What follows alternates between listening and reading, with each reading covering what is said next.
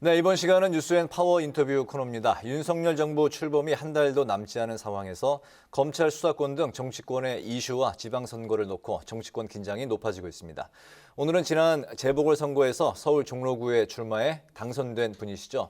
최재형 국민의힘 의원과 함께 최근 현안과 의정 활동에 대한 이야기 나눠보도록 하겠습니다. 의원님 어서 오십시오. 반갑습니다. 네, 반갑습니다. 네네. 지난 그 3구 보궐선거를 통해서 국회에 이제 입성하셨으니까 한 달이 이제 조금 넘었네요. 네, 한 달 좀 됐습니다. 법조계에 이제 계셨을 때와 또 이제 감사원장으로 공직에 계셨을 때 하고 지금 이제 여의도 이제 국회에 이제 입성하셨는데 어떤 좀 차이점이 있습니까? 어떻게 보내셨습니까? 많이 다르죠. 지난 1년 동안 정말 제가 그동안 겪었던 모든 저희 경험보다 더 아주 극적인 많은 변화가 네. 있는 1년이었습니다.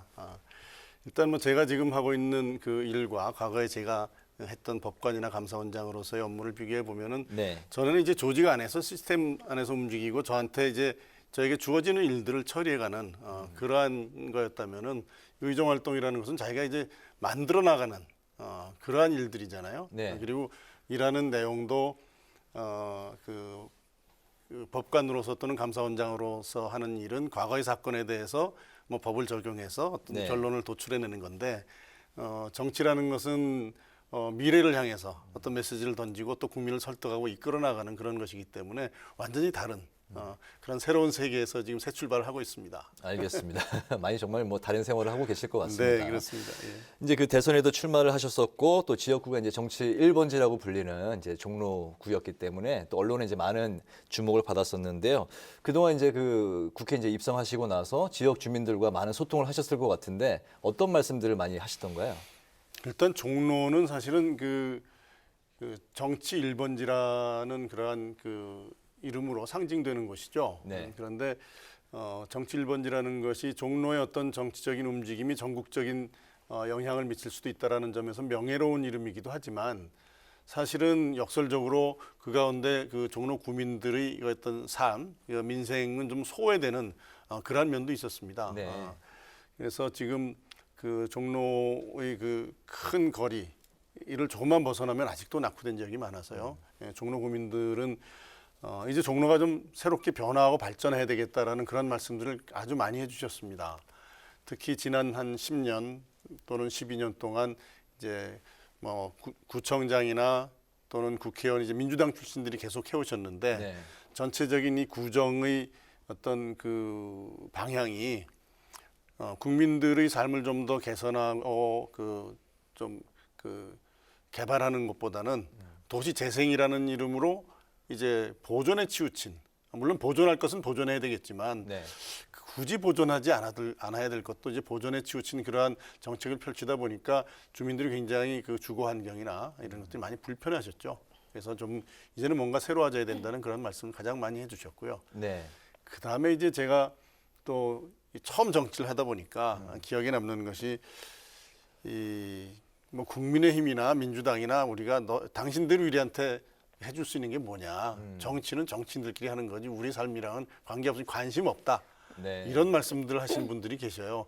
그게 사실은 저는 처음 정치를 하는 사람 입장에서 굉장히 제 어깨를 누르는 그러한 말이었습니다. 그렇군요. 정치에 대한 어떤 무관심이 결국은 정치인들이 물론 그 정치에 대한 무관심을 초래한 것에 대해서는 반성을 하고 국민들이 좀 더 관심을 가지고 희망을 가질 수 있도록 해줘야 되는데 그게 아니라 자기 마음대로 하는 그런 잘못된 방향으로 나갈 수도 있거든요. 굉장히 이거는 좋지 않은 그런 현상이고 또 국민들이 그런 마음을 가지셨다는 것은 정말 정치인들이 반성해야 되고 잘해야 될 것이다라는 그런 생각을 해봤습니다. 네. 정치 네. 냉소주의요. 네, 그렇습니다. 네. 알겠습니다. 또 당선 후에 상임위 활동은 산자중기로 희망을 하셨다고 들었는데 희망하신 대로 또 배정이 됐습니다.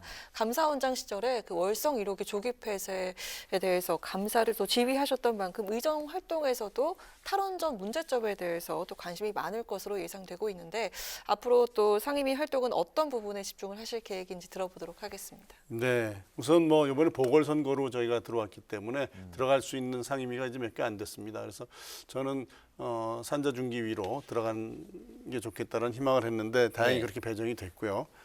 일단 뭐 제가 산자중기위로 이제 희망을 한 것은 이 산자중기가 우리 그 서민들이 경제, 삶과 좀 많이 밀접한 연관이 있는 그런 곳이라고 저는 생각을 해서 그곳으로 지명을 했습니다.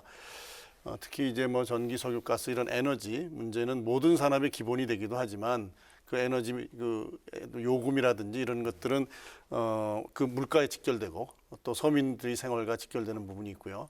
그다음에 중소기업은 역시 이번에 코로나 2년이 넘는 이제 코로나 그 사태 때문에 가장 힘들으셨던 분들이 중소기업 소상공인들인데 그분들에 대해서 정부가 해야 될 일들을 좀 더 잘할 수 있는 방안이 무엇인가 고민할 수 있는 그러한 분야여서 제가 산자중기로 희망을 했습니다. 그리고 또 하나는 이제 제가 이제 법조인으로서 관심을 가지고 있는 부분은 각종 산업에 대한 과도한 규제들이 있습니다. 물론 규제라는 것이 다 이제 하려는 그런 그 이유들이 있지만 그것이 과도하게 되면은 사실 기업의 창의나 기업의 어떤 자유로운 활동을 억제해서 결국 국가 경제의 마이너스 요인으로 작용되는 게 있거든요. 네. 그래서 그런 것들 한번 스크린해보고 또 과도한 규제들을 좀 합리적으로 조정하는 역할도 좀 해보고 싶다라는 것이 이제 산자위를 제가 희망하게 된 그 동기인데 이제 하반기 국회에 좀 조정이 있을 것 같아서 계속 남아 있을지는 잘 모르겠습니다. 알겠습니다. 아무튼 뭐 희망하신 그 상임위로 그래도 가신 거군요. 알겠습니다. 그 민주당이 추진 중인 이른바 그 검수완박 그 법안이 그 조금 전 저희 그 방송 직전에 당론으로 결국 이제 채택이 됐습니다. 무거운 마음으로 이제 지켜보셨을 것 같은데요. 그 민주당이 이제 의총으로 채택을 한 이 검수완박 판사 출신이신데 어떻게 지금 바라보고 계십니까? 사실은 그 검경 수사권 조정을 하면서 이제 부패 범죄, 경제 범죄, 공무원 범죄 등 6개 범죄를 이제 검찰이 수사 대상으로 그대로 남겨놓았고 네. 그게 이제 이 정부의 검찰 개혁의 성과라고 이렇게 막 그 자랑했던 게 얼마 되지 않습니다. 그런데 이제 와서 그 나머지 이제 6개 범죄에 대한 검찰의 수사권을 완전히 박탈하겠다고 하는 것은 과연 그동안에 이걸 박탈해야 될 어떤 상황의 변화가 있었는지에 대한 납득할 만한 설명이 없습니다. 그래서 그 부분에 대해서는 국민들이 많은 이제 그 의문을 가지고 계실 거라고 생각을 하고요. 사실은 어제인가요? 송영길 의원이 이제 그 검수완박에 대한 그 야당의 반발에 대해서 뭐 권력이 말을 잘 듣는 경찰에 수사권을 더 주겠다는데 니네가 권력을 잡았으니 그게 무슨 왜 그걸 가지고 문제 삼냐 이런 취지로 이제 말씀을 하셨던 걸로 제가 기억을 해요. 저는 그 말을 들으면서 이게 그동안 이 정부가 이 소위 말하면 뭐 수사권 조정이라든지 검찰 개혁이라는 것을 하면서 가지고 있었던 속뜻이 결국 드러나는 발언이 아닌가 하는 생각을 했습니다. 권력의 말을 잘 듣는 곳에 더 많은 그 힘을 실어주는 것이 검찰 개혁의 본질이었나? 저는 이제 그런 의문을 가지게 되죠. 그 내용이 사실은 그런 뜻으로 비춰질 수 있거든요. 그리고 그렇기 때문에 이 소위 말하면 그 검찰 개혁을 위해서 6개 범죄를 제외한 나머지에 대한 그 수사권 검경 수사권 조정을 검찰 개혁의 큰 성과로 내세웠던 이 정부가 어떤 합리적인 설명도 없이 검찰의 수사권을 완전히 박탈하겠다는 것은 그렇다면은 그것은 현 정부의 어떤 그 핵심 실세들의 비리라든지 또는 지난번에 많이 문제가 돼 선거 과정에서 문제됐던 이재명 후보와 관련된 여러 가지 비리에 대한 수사를 검찰 수사를 차단하려는 그러한 의도가 있지 않느냐는 의심을 하게 되죠. 근데 더 근본적인 문제는 뭐 현 정권에 대한 어떤 방탄을 위해서 그 법을 개정한다는 것은 이례적으로 이제 뭐 끝나는 것이지만 사실 최근 그 뭐 부패라든지 공무원 범죄, 경제 범죄들 진흥화하고 있습니다. 그래서 이 수사와 기소권을 완전히 분리해 버린다면 그 수사에 공백이 생기지 않을 수 없고요. 그렇다면은 결국은 이러한 그 부패 범죄들 지능형 범죄들에 대한 수사에 공백이 생기고 그 피해는 고스란히 국민들의 몫으로 돌아갑니다. 그렇기 때문에 이 문제는 아주 신중하게 접근을 하고 이렇게 갑자기 그냥 당로로 정해서 밀어붙일 것이 아니라 충분한 논의를 통해서 국민적인 공감대를 이룬 다음에 추진해야 될 문제가 아닌가 저는 그렇게 생각합니다. 네, 네. 네. 또 새 정부 출범을 앞두고 국회에 대해 긴장감이 좀 높아지는 모습인데요. 지난 휴일에는 윤 당선인이 8명의 1차 내각 인선을 발표를 했습니다. 이번 인선은 한덕수 국무총리 후보자가 직접 그 윤 당선인에게 추천서를 제출했다고 하는데 윤석열 정부의 초대 내각 인선 면면 최 의원께서 어떻게 평가하시고 또 어떤 점이 특히 눈에 띄었는지 들어보도록 하겠습니다. 그 윤석열 이제 당선인이 그 선거 과정에서 여러 차례 강조한 것이 뭐냐면은 능력 있는 인사를 적재적소에 배치를 해서 그들과 함께 국정 운영을 하고 그들에게 많은 책임을 실어주겠다 그랬습니다. 그 중에 또 가장 중요한 것이 하나가 국무총리에게 헌법상 보장된 실질적인 국무위원 제청권을 보장해주겠다. 네. 뭐 이런 취지의 이야기를 했고요. 그런 측면에서는 이번 인선이 어떤 지역 할당이라든지 뭐 학교에 대한 어떤 배려라든지 뭐 이런 것보다는 실질적으로 이 어려운 난국을 타개할 만한 어떤 역량이 있는 분이 어떤 분인가라는 것에 방점이 주어진 그러한 인선이라고 저는 생각을 하고 있고요.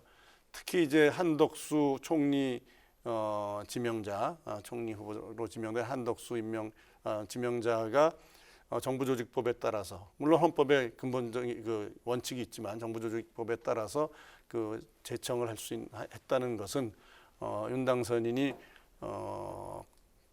대선과 선거 과정에서 약속했던 그러한 정말 헌법과 법률에 맞는 제왕적 대통령제를 이제 극복하는 네. 헌법과 법률에 맞는 권력 행사, 권한 행사의 어떤 하나의 본을 보여주지 않았나 그런 생각을 합니다. 네, 네, 알겠습니다. 이번 그 인선에 대해서 민주당 측에서는 원칙 없는 나눠먹기 인사라고 이제 비판을 하고 있고 그런 상황에서 이제 한덕수 총리 후보자 인사 청문회가 이제 또 여러 가지 이야기가 나오고 있는 상황입니다. 김앤장 법률사무소에서 받은 고액의 연봉 그리고 또 재산 형성 과정에서 이해충돌 논란 등이 이제 이야기가 나오고 있는데요.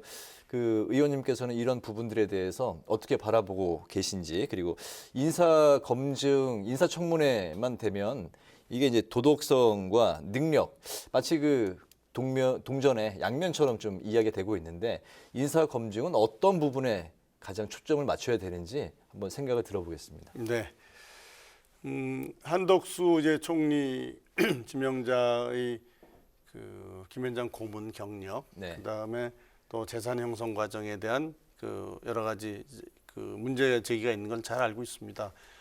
그 문제는 뭐 제가 이 자리에서 자세한 내용을 다 파악하거나 그 한덕수 그 후보 총리 지명자의 소명을 들은 게 아니기 때문에 자세히 말씀드릴 수는 없겠고 이제 청문회 과정에서 소명이 나오겠죠. 네. 근데 중요한 거는 한덕수 이제 총리 지명자는 이미 이제 김대중 정부 노무현 정부에서 요직을 다 거쳤고 총리까지 이제 지내셨던 분이고 또 국정 이 경영 능력이나 이런 데 대해서는 검증이 된 분입니다. 그래서 아마 그 지금 이제 더불어민주당에서도 인선 과정에서 과거 이제 본인들이 집권했을 때 그 요직을 맡았던 분들이 인사검증 과정에서 나오지 않았던 이야기들을 새로 말씀하시는 거는 좀 어떻게 보면은 정치적인 공세가 아닌가 그렇게 보여질 면이 있다고 보고요.